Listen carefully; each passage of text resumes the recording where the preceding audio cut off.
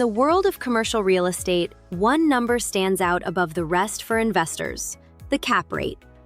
But what exactly does it tell you? Cap rate, or capitalization rate, is the ratio of net operating income to the property asset value. It's the primary way to compare investments. The math is simple.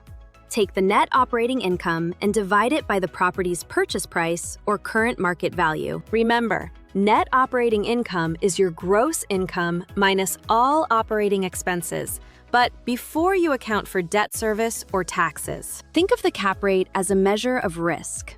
It represents the natural rate of return for a property for a single year, assuming it's bought with cash. A low cap rate, like 4 or 5%, usually indicates a safer investment in a prime location with high demand. Conversely, a high cap rate, say 8 or 10%, often suggests higher risk, perhaps in a secondary market or an older building. Investors use cap rates to compare apples to apples across different properties in the same market. Different asset classes, like multifamily, industrial, or retail, all have different benchmark cap rates depending on market conditions. Location is everything.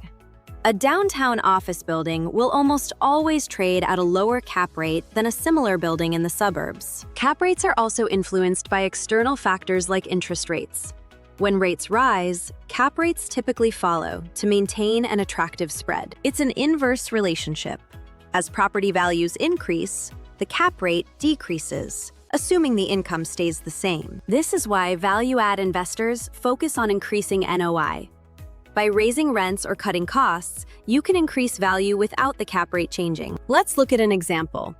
A building generating $1 million in NOI sold for $15 million has a cap rate of 6.6%. Investors also consider the exit cap rate, what they expect the cap rate to be when they eventually sell the property years later. Cap rates provide a snapshot of market sentiment.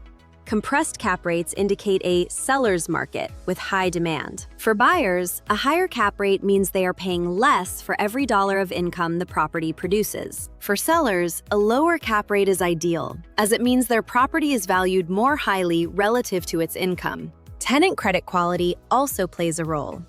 A building leased to a government agency will trade at a lower cap rate than one with local startups. Long-term leases with built-in rent escalations are highly prized and lead to lower, more stable cap rates. In times of economic uncertainty, cap rates often expand as investors demand higher returns for taking on more risk.